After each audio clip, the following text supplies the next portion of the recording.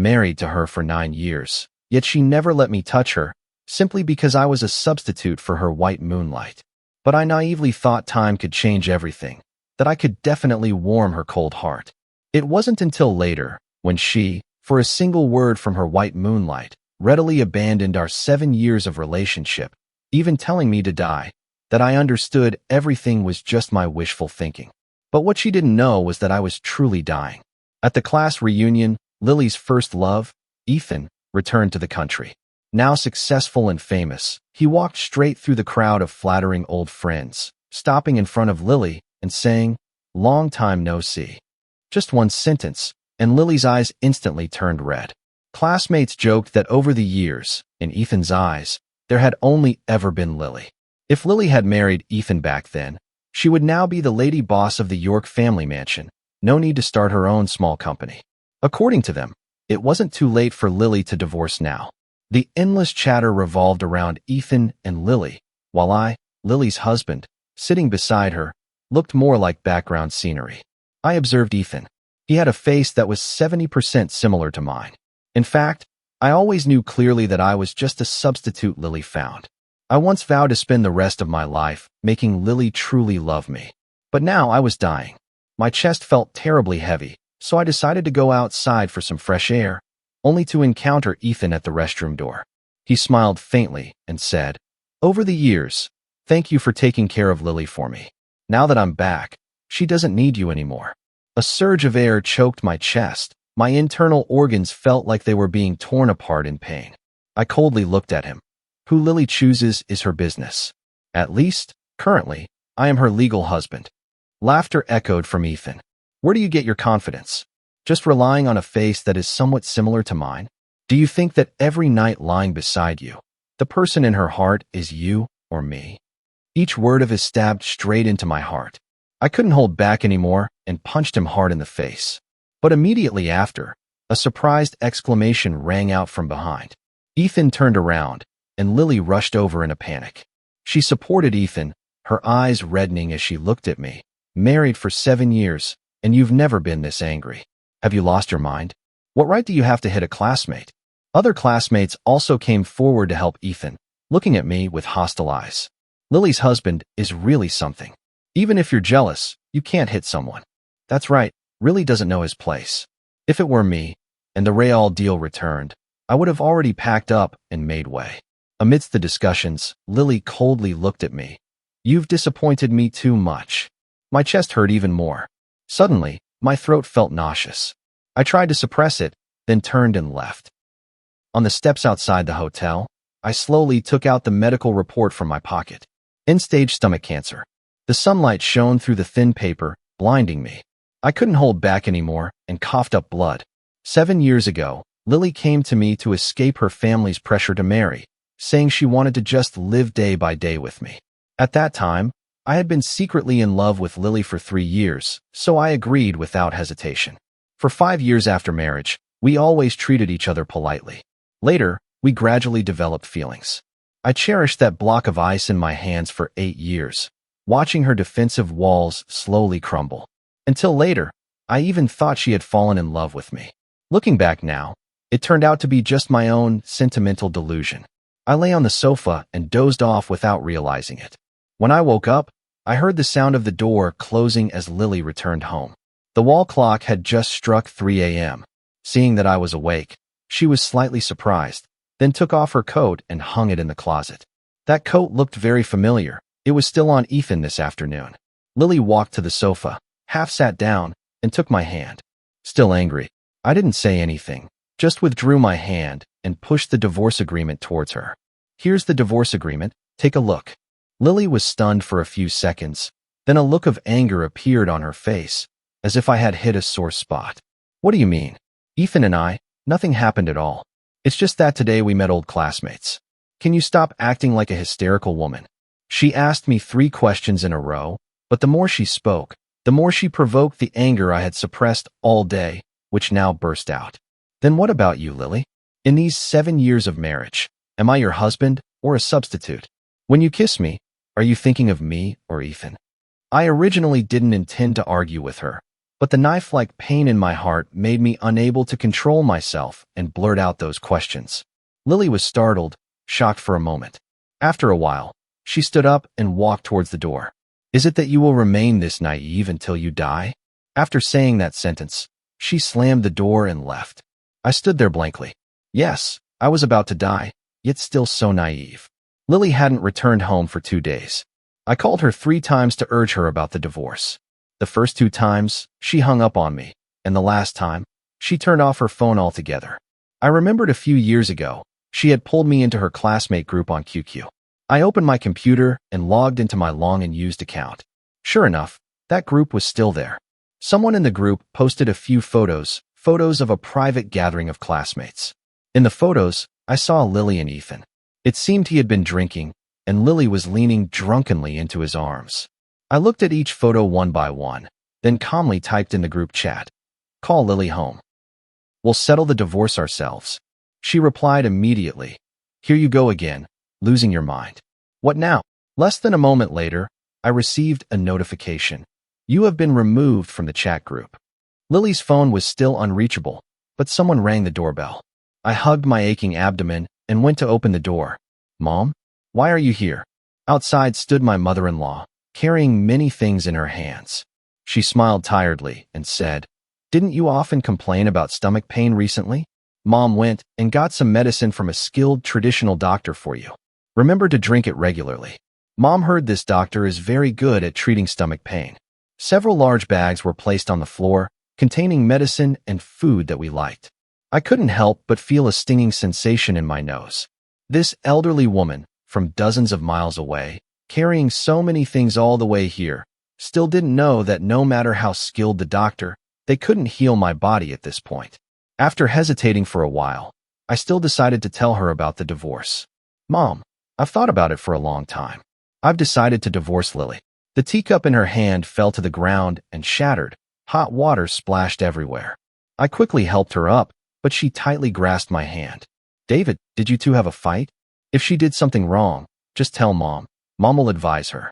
"It's not necessary," I interrupted her. "It's my fault. There are problems with our relationship. I didn't intend to badmouth my daughter in front of my mother-in-law. In our 7 years of marriage, my in-laws had always treated me like their own son. Lily's mistakes had nothing to do with them." Suddenly, the sound of a key turning in the door rang out. Lily had returned. "Are you not making enough trouble at home, now causing problems outside too?" Lily's words stopped abruptly as soon as she saw her mother.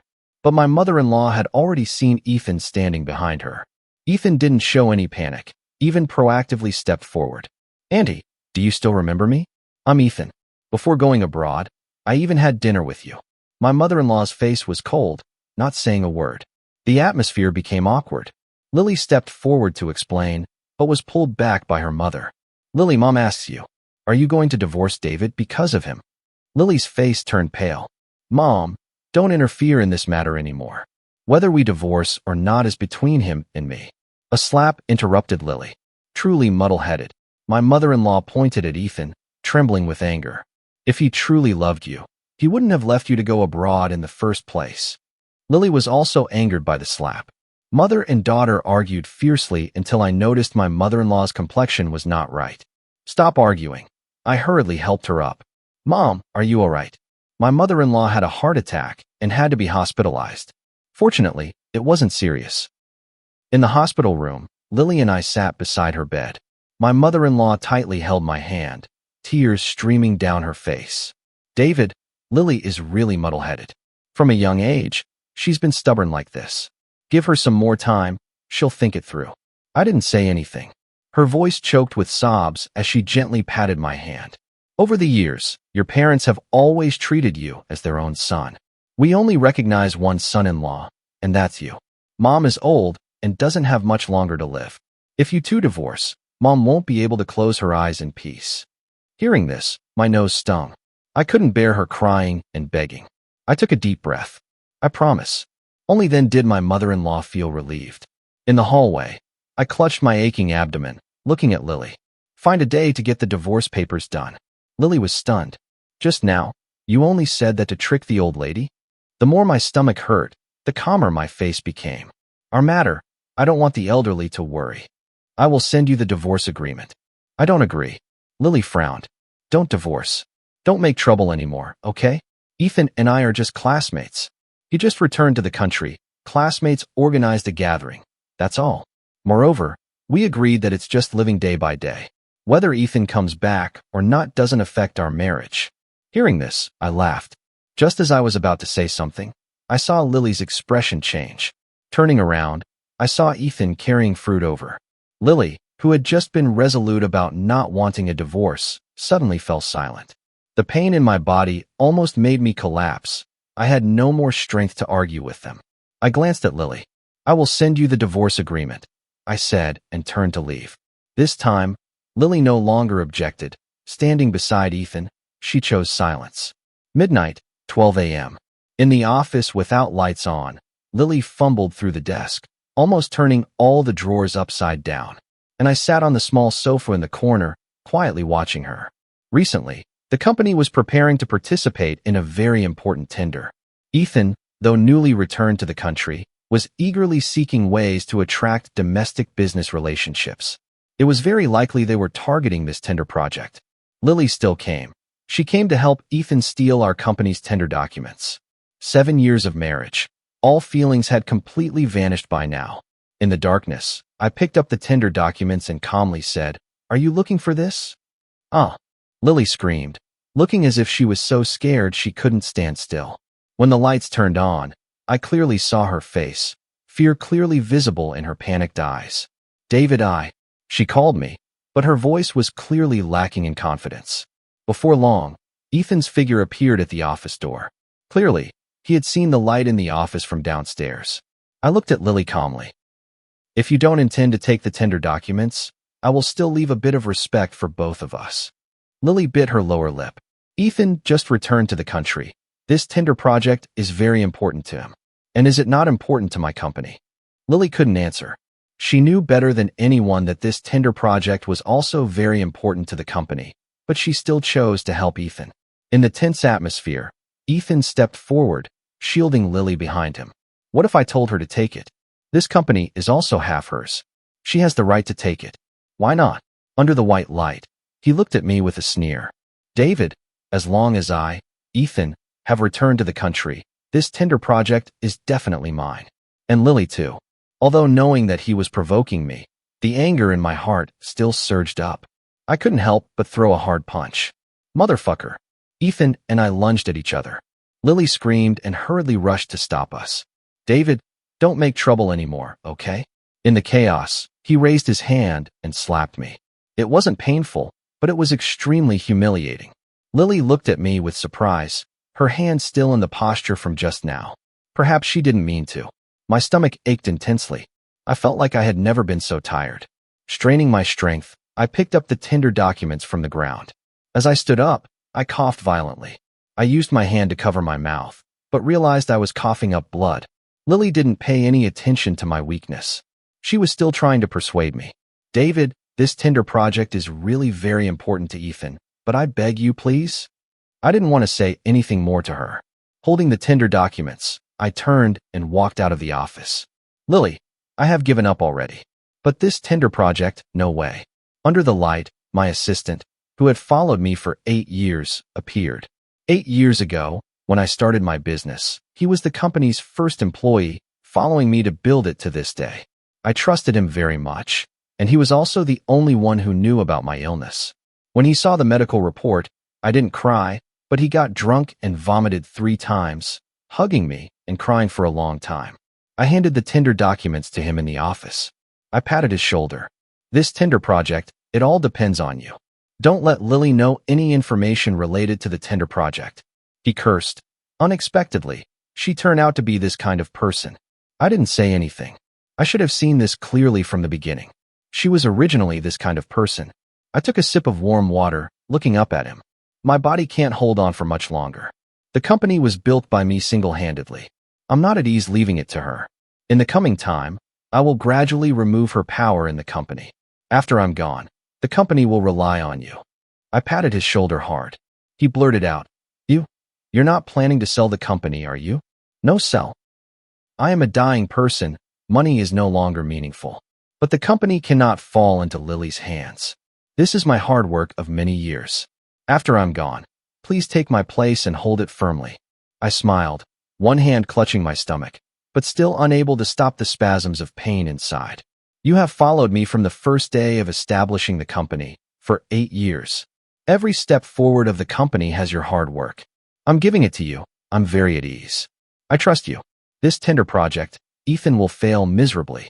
After all, he just returned to the country, lacking financial resources and connections. During this time, I forced myself to come to the company every day to arrange everything, while also preparing the procedures for handing over the company after my death. The assistant would take over the entire company. Lily would not be allocated a single cent. In my mind, it really felt like arranging my own funeral affairs. This company is my life's work. Even if I die, I won't leave it to Lily. Lily was originally a person who couldn't control herself. Not long after, I received a call from her. David, are you planning to kick me out of the company? That's right. This company was established before marriage, not joint property of husband and wife. At the other end of the line, she took a deep breath. I don't agree. David, as long as I don't sign, don't even think about divorcing. Up to you. I have moved out of the house, legally separated. After 2 years, it will automatically divorce, although I'm not sure if I can live until then. Lily resolutely refused to divorce. I also didn't have the strength to drag it out with her. I moved out of the house I bought before marriage, also paid for the renovation by me.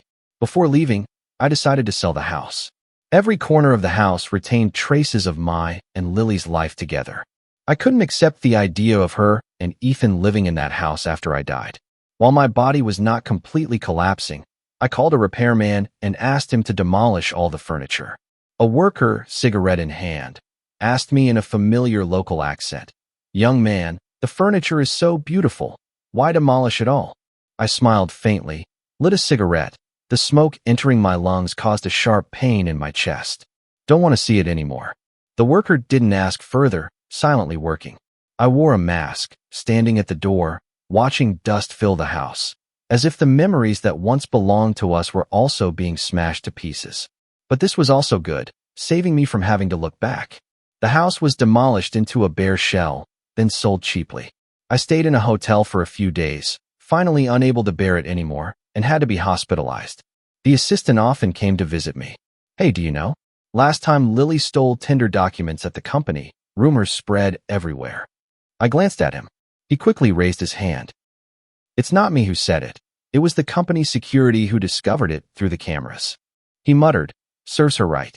Weekend, the assistant came again, bringing some noodles made by his mother. The noodles were delicious, but unfortunately, I couldn't eat a single strand. Lily's people had been dispersed to other departments by me. The positions arranged were also unimportant. Now her team were all my people. I smiled lightly, but my heart still ached. "All right, I just remembered." He smiled happily. Yesterday, Lily secretly met with the project manager. Guess what she intended to do? She wanted to bypass you, secretly arrange for the company to cooperate cheaply with Ethan's side. As a result, she was directly rejected. In the end, she had a big argument with Ethan in the company lobby. The whole company gathered at the door to watch the excitement. Only heard Ethan angrily forcing Lily to find a way to make the company accept cooperation. The two of them argued fiercely. The assistant snorted lightly. Who told her to be blind, to ignore a good person like you and follow that newly returned guy? His words made me laugh, but just a slight movement caused pain to spread. The days in the hospital were truly dull and miserable, but fortunately, there was still some joy every day. For example, my bedmate, named Finn. The name sounded impressive, but his appearance was delicate, his personality humorous. He was 2 years younger than me, also suffering from end-stage stomach cancer that had metastasized. Every day, he told me cold jokes, told them to the doctor during checkups, told them to the nurse when giving injections, even pulled in the cleaning lady to tell before letting her go. But I never saw his family visit, nor did anyone visit me. 8 years ago, I came to the city where Lily lived to settle down, more than 1,000 miles away from my hometown. In the past 7 years, my world had only work and Lily. I didn't have time to build any close relationships. What are you thinking about, old man? My train of thought was interrupted by Finn. He lay flat on the hanger beside the bed, full of colorful chemotherapy bottles. Just forced to drink a pile of medicine by the nurse, he still called me old man. Do you know why there's always a piano in horror-haunted houses? I shook my head, not knowing. Because in it, there are a few piano keys that are out of tune. The off-key singing echoed in the hospital room. I also laughed along. First snow of the season. The assistant came. Hey, it's snowing. My mom knitted 2 scarves, sharing one with you. The woolen scarf was wrapped around my neck, very warm. He poured warm water into my thermos. Yesterday, Lily came looking for you late at night.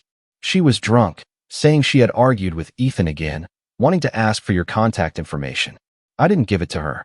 Today, my condition was quite good. I took a sip of warm water, asking, what did she want to find me for? Probably heartbroken, right? The assistant sneered. She thought she loved Ethan, but only when she was with him did she realize they didn't suit each other at all. Ethan is the most selfish person, sometimes telling her to steal tender documents, sometimes forcing her to lower the cooperation price. Heard those two have long been on the verge of breaking up. He poured more warm water into my cup. Now she regrets it. Only after losing you does she know who was good to her. Yesterday, she stood in front of my house crying, saying she looked everywhere for you and couldn't find you. Now she only remembers the days living with you. Hearing this, I wanted to say something, but I didn't say anything. The unhappy memories of the past, I had long forgotten. Seeing me silent, the assistant quickly changed the topic. Hey, the company just received 2 new projects, developing very well. As for Lily, you can rest assured, whether you two divorce or not, she shouldn't expect to get a penny from the company. You've suffered. The assistant was silent, taking a stack of documents from his bag. This is the donation project you told me to do. You're not keeping any for yourself. Who knows if there's a way to cure my illness? It's okay. I understand my body. Anyway, I won't live much longer. Keep a little for medical expenses, donate the rest. I'll also feel at ease. After signing, I felt a burden in my heart lifted. All my assets, except for a little for medical expenses, were all donated to the Hope Foundation. Anyway, doing charity is better than leaving it to Lily. Half a month later, I unexpectedly received a call from Lily. David. She hesitated, her voice somewhat aggrieved. I've looked for you for a long time. It was so difficult to find your number. She was still like that. Every time she did something wrong, lacking confidence, she would gently call my name like this. My chest tightened slightly. I turned my head to look out the window, not answering. Is there anything? How have you been lately? I looked up at the rows of colorful bottles on the hanger. Okay. Another silence. When my patience was about to run out and I was about to hang up, Lily suddenly asked, I just want to ask, how do you make the chicken soup you used to cook for me? I was silent for a moment. There are chicken soup places everywhere outside. She hesitated. Ethan wants to eat the kind cooked at home. I laughed, not answering directly, and hung up. Turning my head, I saw Finn trying to crane his neck to eavesdrop. Who is it? Sister-in-law? Ex-wife? She regrets not divorcing? Usually, we talked about everything, only rarely discussing personal matters. He stroked his head, bald due to chemotherapy, comforting me. It's okay. At least you were married. Look at me, about to go to the crematorium without ever stepping into the tomb of love. When I was forced to drink medicine by the nurse, Lily unexpectedly sent a friend request. I didn't accept it. A moment later, she sent it again. I accepted. She sent a photo, a dusty diary. Because it had been a long time, the diary was slightly yellowed. David, I found it in the pile of books I took away. Probably got mixed in back then. I swallowed the bitter medicine, slowly typing. Throw it away. Lily replied after a long time. Thank you. Do you have to be so cold to me? David, we're not divorced yet. Why do you have to be so heartless? Looking at the words on the screen, I only felt amused. So in the end, the heartless one is me? I didn't reply, stuffed the phone under my pillow, and closed my eyes to rest. Old man, are you in pain? Finn called me, handing me something. I stole candy from Rose for you. Rose was a nurse in charge of our ward, about our age. Her name had the character Rose in it. I unwrapped the candy and put it in my mouth, sweetness spreading on my tongue. The candy was sweet, but my mouth was still too bitter. That sweetness quickly overwhelmed. The phone under the pillow kept ringing. I found it annoying, took it out. It was Lily again. Sorry, I read your diary.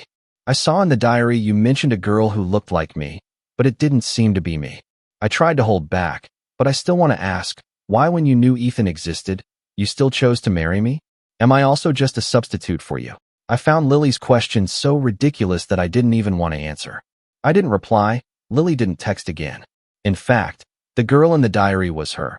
But those were youthful diary entries, filled the entire book, but from beginning to end, no name was ever written.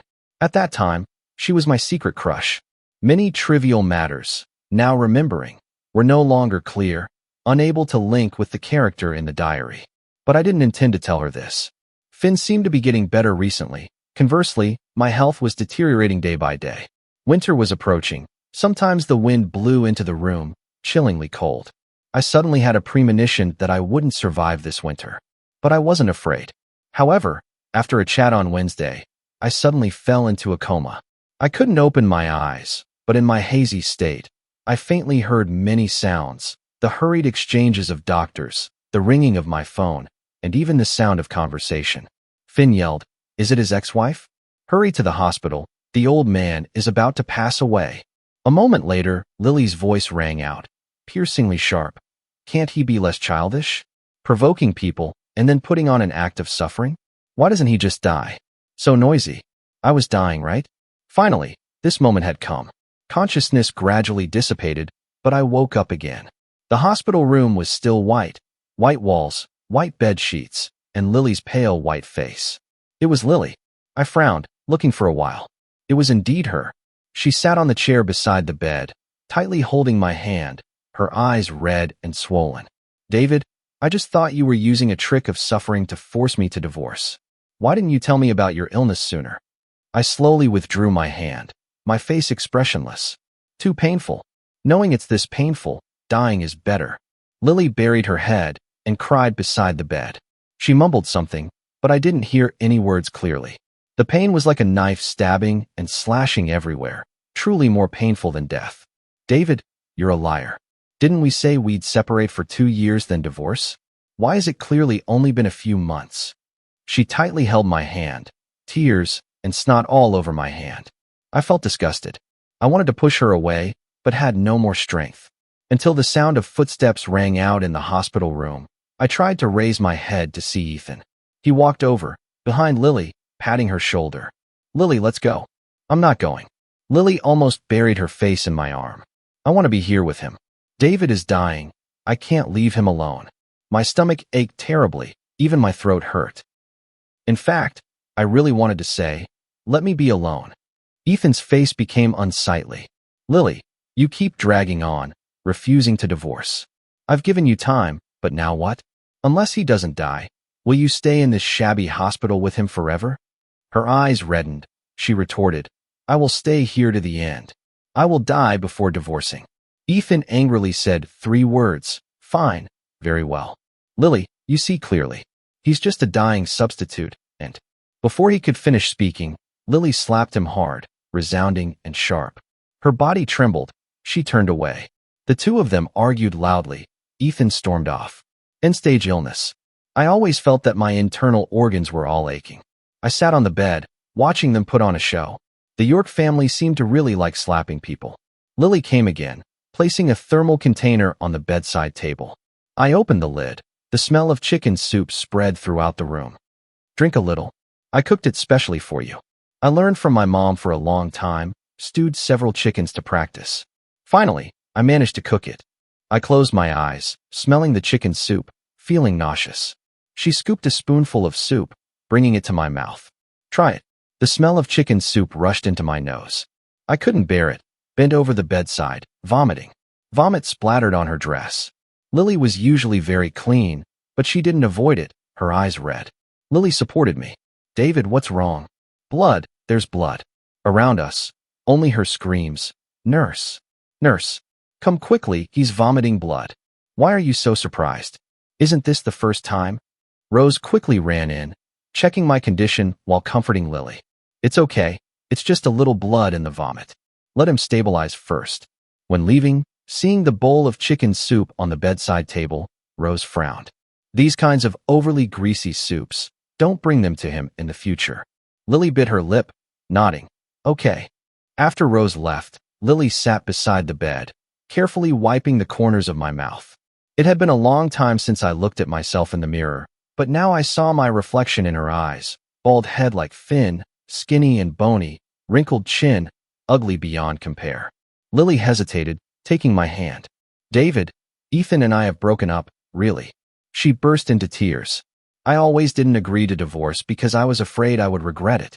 I knew I shouldn't waver between two sides, wanting to make up for the regrets of my youth, but also greedy for the kindness you gave me. My mom was right. I really regret it now. Actually, that day I asked you how to cook chicken soup, not to cook for Ethan, just that I suddenly really wanted to hear your voice, but couldn't find an excuse, so I deliberately asked you about the chicken soup. And about the diary that day. David, is the girl you wrote about in the diary me? I closed my eyes, the pain like tearing apart every nerve. I couldn't speak. Finn's voice rang in my head. Hey, ex-wife, look at how much pain the old man is in. Let him go. It's you. It's you. The person in his diary is you. Is it okay now? Winter was gradually approaching, so was my life. I felt my weakness, also gradually accepting death. But before dying, I wanted to do one last thing. I asked the assistant to bring the divorce papers to the hospital. Lily lay slumped beside my bed, sleeping. I shook her awake. Take a look. If there are no problems, sign here. I leaned against the headboard. Lily stared at the divorce papers for a long time, then suddenly tore them to pieces. I don't agree. She looked at me with red eyes. David, I've said it. Even if I die, I won't divorce you. I smiled faintly, but even that small action caused pain throughout my body. Looking at the assistant, he understood, taking out another agreement from his briefcase. I printed 2 copies. If you like tearing, just tear it. The new agreement was placed in front of Lily again. She cried and tore again. But her strength wasn't that great.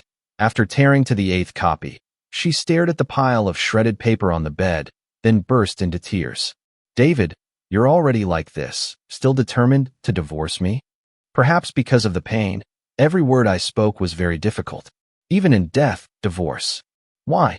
For me, the premise of marriage is love, but I no longer love you. This marriage is full of betrayal and filth, making me disgusted. Lily looked at me with red eyes, the light in her eyes fading.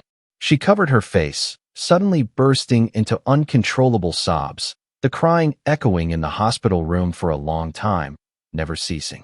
Not knowing how long after, she stopped crying, trembling, calling me. David, I will let you have your wish. After saying that, she trembled, signing the agreement, her hand shaking so much that she couldn't hold the pen steady several times. And I, taking the signed divorce agreement, breathed a sigh of relief. This time, I could leave cleanly, right? No need to shoulder that dirty marriage anymore. 8 a.m. Finn had just been taken into the emergency room. Clearly last night before going to bed, he was still full of energy, telling me jokes. He pointed to the loose-fitting patient gown and joked. One day, the chick said to the duckling, I'll chase you, okay? If I catch you, you must hold a memorial service for me. This joke was not funny at all, but every time he told jokes, he always laughed first, laughing so hard he couldn't bear it. In between laughter, he sighed. Old man, you tell me, 2 of us are so lonely. Is it true that if we die, no one will hold a memorial service for us? One night passed. When I woke up, I found he had fallen into a coma. When the nurses came to push Finn's bed, I trembled, grasping Rose's hand and saying, Rose, I have money, no matter how much money. Please, I beg you, ask the doctor to definitely cure him. Rose gently patted my hand, her voice choked. Then she turned away with everyone. I looked at Finn's empty bed, feeling truly panicked in my heart. I waited for a long time, not eating or drinking. Lily stood beside me, so anxious she was about to cry. David, at least drink a sip of water, okay? I pushed her away, looking towards the door, seeing Rose walk in. In my heart, I secretly thought, could it be that the damned Finn is all right now? Perhaps he will come back later. Rose didn't say anything, her eyes red as if she had just cried. In fact, I understood her silence, but I still didn't believe it. Tell me, please, is that damned Finn pretending to be dead outside, waiting to see if I'm worried? Rose choked several times. Finn has passed away. I felt all the strength in my body being drained away. I should have cried, but I laughed. That bastard said no one would hold a memorial service for us, so we must live well. But he ran away first. Finn's death took away my last ray of hope. I had lived in this city for 8 years. My parents had passed away long ago, friends were thousands of miles away, my lover left me. The most difficult and darkest days were with Finn. We grit our teeth and got through them together. Two brothers in the same boat. Neither of us had anyone to take care of us. When tired, we hired someone to care for us. When better, we helped each other. From patients to brothers. Chemotherapy was very painful. The medicine was also terribly bitter. The hospital at night made people even colder. Loneliness from the depths of the heart. If there wasn't someone to support each other to continue, we wouldn't have made it through. But now, only I was left. Finn didn't leave anything behind. Just a few packets of hidden snacks, 2 sets of old clothes. I paid a lot of money for someone to handle his funeral. Unfortunately, with my current physical condition, I couldn't go to his grave, let alone hold a memorial service for him. In his belongings, there was a diary. I took the liberty of reading it. The handwriting was messy, filling every page. Too painful. Tell yourself a joke, okay? Why never sweat? Because afraid of leaving regrets. I also have many regrets. Still haven't said, I like you to the girl I secretly love even once. Mom lied to me. Didn't Mom say when feeling bitter, tell a joke? Laughing once will feel sweet? Why? Why have I told 8 jokes already? The medicine is still so bitter. My new roommate, 2 years older than me. So young yet contracted this disease, truly unlucky. But who isn't like this? Jokes are almost all told. Could it be that I'm also about to die? If one day I leave first, surely old man will secretly read my diary. So let me reveal a secret, okay? Rose's candy is in the second drawer on the left. In the future, you must steal it yourself. The diary was very thick. Reading it was eye-straining. After reading every page of that messy handwriting, I forced myself to the sink to wash up, then called Rose over. When she was about to give me an injection, Rose, let me tell you a joke, okay? But before I could finish telling it, Rose burst into tears. The second day after Finn passed away, a new patient came to the ward, an aunt in her 50s with cancer. Lily, afraid I would be sad, started to not leave my bedside, no matter how much I tried to drive her away. I didn't understand why. Recently, I felt my body getting weaker and weaker. Perhaps it was almost time to meet my brother again. At noon, feeling tired, I dozed off for a while. This heavy sleep dragged on. When I woke up, it was already dusk. When I woke up, Lily was also dozing off beside the bed. Recently, no matter how much I tried to drive her away, every night she still slept on the folding bed beside me, her hair disheveled, dark circles under her eyes, clearly haggard. I looked for a while, then opened my mouth. The first sentence I said to her was, "Recently, is my diary still there? I want to see it." Lily woke up, dazed for a few seconds, then hurriedly replied, "It's still here. Let me go home and get it right away." I didn't show any emotion. "Thank you, Lily." Lily turned and ran out of the hospital room. Perhaps because she had slept for too long, her legs were stiff, almost falling to the floor. Stabilizing herself, she hurriedly ran out. In less than half an hour, she came running back breathlessly with a thick diary. "Here, your diary." I took it. Holding the diary, I asked the caregiver to help me onto the wheelchair. The wheelchair was electric. I could control it myself. Lily didn't know what I intended to do, hurriedly following me out. Out of the corridor, down the elevator, I wrapped my coat tightly, went to the rooftop behind the hospital, placed the diary on the ground. I took out a lighter from my pocket. Without hesitation, lit the diary. The flames swallowed the pages, page after page. The diary gradually burned, smoke dissipating in the flames. Lily was stunned, unexpectedly screaming, rushing forward to snatch back the diary. "Don't!" She reached out, but was burned by the flames. Too painful, she had to withdraw her hand. "Don't, please." She took off her coat, intending to smother the fire, but I stopped her. Even though exhausted, I was still determined not to yield. "Lily, this is my diary." But she choked. "This is the diary you wrote for me. This is the only thing you left for me. I thought you couldn't not leave something for me, right?" I indifferently looked at her. The diary had completely burned. Watching the diary containing all my youth turn into ashes, I felt relieved. Strangely, I smiled, correcting her previous statement. This diary was not written for you. It was written for the Lily of the past. That old diary just turned into ashes before my eyes. I walked past her, laboriously controlling the wheelchair back to the hospital. When life was forced to come to an end, I could cut off everything from the past, leave with a clear conscience. I was very happy. Behind me, Lily's crying echoed, painful and desperate. However, I still didn't turn back. Walking back to the hospital lobby, I suddenly felt my vision darken, falling headlong off the wheelchair. Around me, full of loud screams, even noisier than Finn's jokes. Why, when about to die, can I still feel pain? Too painful. Should I tell a joke? The joke Finn once told about the chick chasing the duckling, or the duckling chasing the chick. Anyway, whoever gets caught will hold a memorial service for the other. Too cold. In front of me, a pitch-black color, but I seemed to see my long-dead parents. They didn't have white hair, nor were their backs hunched, still the same appearance when they left this world. Mom, Dad, I can't hold on anymore. I'm coming to be with you. Outside of Lily's story, initially, I fell for David simply because he had a face with features similar to Ethan. Although I clearly knew that being a substitute was the most unfair status in love, I still couldn't help myself. I too much wanted to become a part of Ethan. I approached him, provoked him. Then, on the day Ethan publicly announced his girlfriend on social media, that day, drunk, using the excuse of family urging marriage, I asked David, "Do you want to marry me? Just living together temporarily, that's all." He agreed immediately, without hesitation.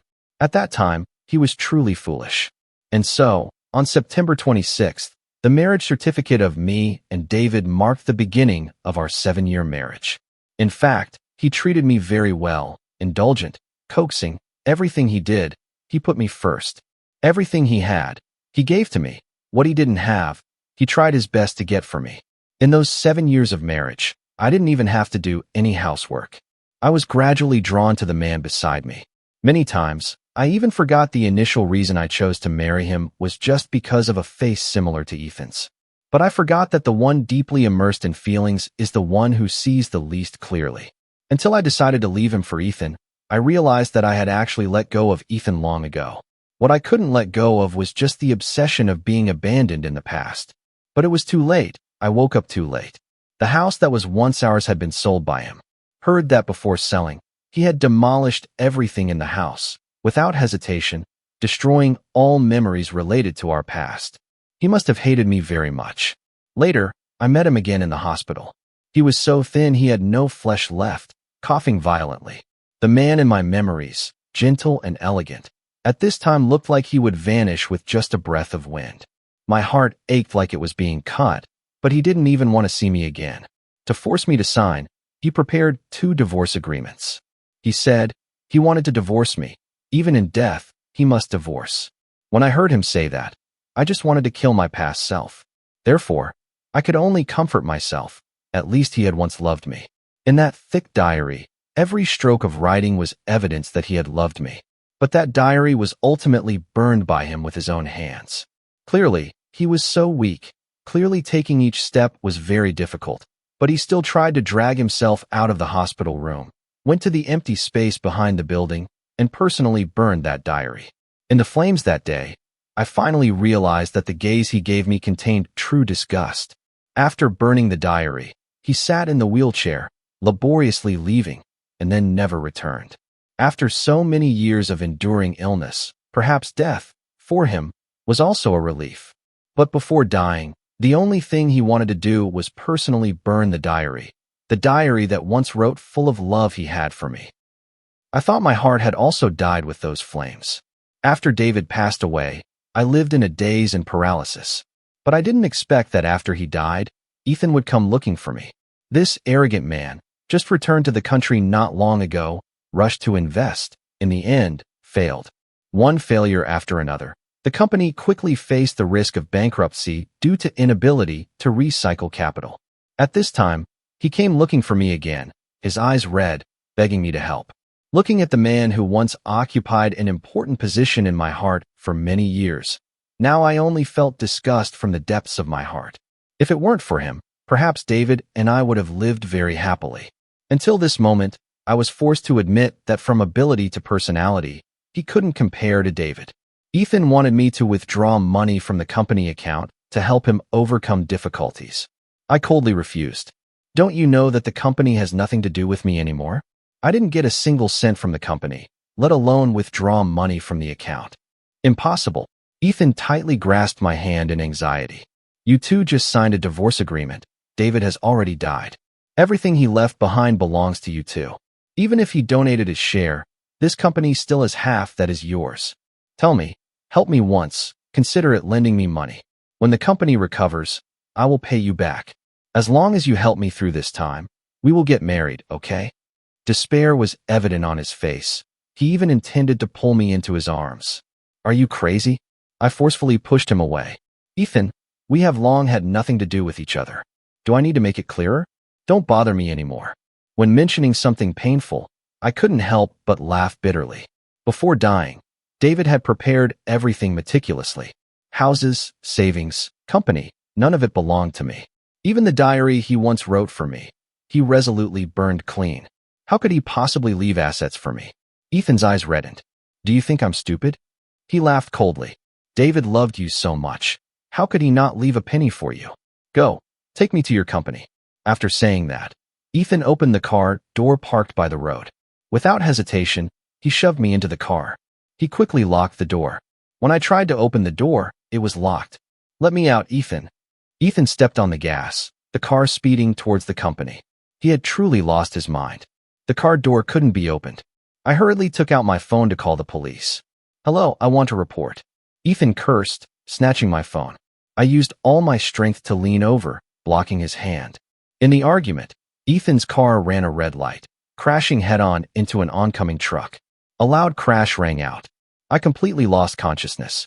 When I woke up again, this time I was lying in a hospital bed. Beside the bed, my mother, her eyes red and swollen. In just one night, her hair had turned white. My mother told me that in the accident, Ethan had died on the spot, while I survived, but probably would never walk again. My legs were still there, but they had completely lost sensation. Even basic urination and defecation, I couldn't feel it myself. After hearing this news, I was silent for a very long time without saying a word, only laughing and crying endlessly. But in front of my eyes, David's face kept appearing. Beside my ear, my mother's painful cries. Mom cried and said, "This is retribution." I softly curled my lips, but couldn't manage a smile. Must be retribution, so I fell into this situation. No house, no company, no savings, and no David anymore. I kept a 2-inch photo of David. Every night before going to bed, I put it under my pillow. But I never dreamed of him once. Even in dreams, he didn't want to meet me. In countless nights full of regret, I woke up amidst sobs. Finally, I accepted a truth. Perhaps David truly no longer loved me.